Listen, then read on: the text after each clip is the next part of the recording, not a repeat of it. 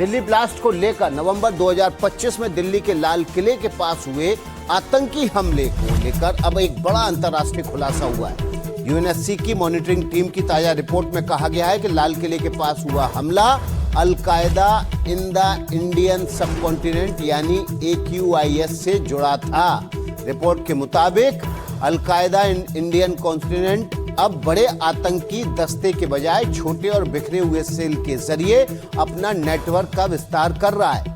UNSC की report के मुताबिक AQIS ने अपने ऑपरेशन के लिए लॉजिस्टिक और वित्तीय नेटवर्क भी तैयार किए हैं। नवंबर 2025 में आपको पता है कि लाल किले के सामने धमाका हुआ था। एक कार के जरिए इस बम धमाके को अंजाम दिया गया था। 11 लोगों की मौत हुई थी इस धमाके में, जबकि कई लोग घायल हुए थे।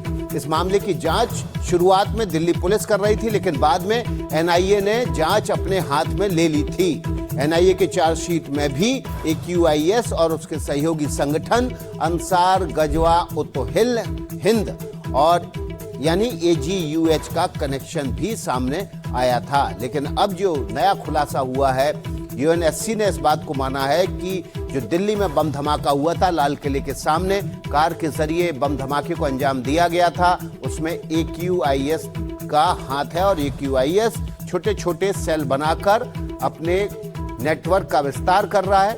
उसने बाकायदा वित्तीय नेटवर्क भी तैयार कर लिया है। ये बड़ी खबर है इस वक्त NDTV पर। यूएनएससी की रिपोर्ट में इस बात का खुलासा हुआ है कि दिल्ली के लाल किले के सामने कार बम धमाके में जो संगठन था उसमें AQIS का हाथ था। AQIS नेटवर्क फैला रहा है धीरे धीरे भारत में, छोटे छोटे सेल, स्लीपर सेल के जरिए ये अपने नेटवर्क का विस्तार कर रहा है। इसने अपना वित्तीय नेटवर्क भी तैयार कर लिया है और साथ ही साथ भारत के पड़ोसी देशों में भी ये अपने नेटवर्क का विस्तार कर रहा है। नवंबर 2025 में दिल्ली के लाल किले के सामने आपको पता है कि कार में बम धमाका हुआ था।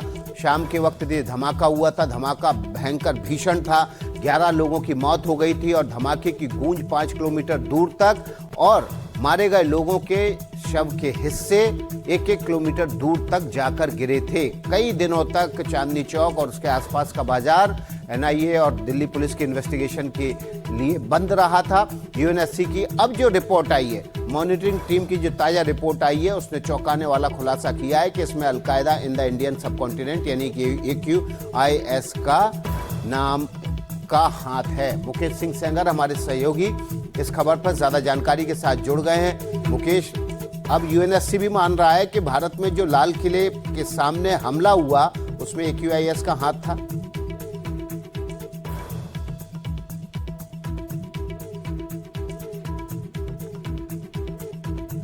मुकेश सिंह सेंगर को हम दोबारा से संपर्क करने की कोशिश करेंगे। समझते उन तक हमारी आवाज नहीं पहुंच रही है। एक बार फिर से कोशिश करते हैं। मुकेश, आपको आवाज मिल रही है?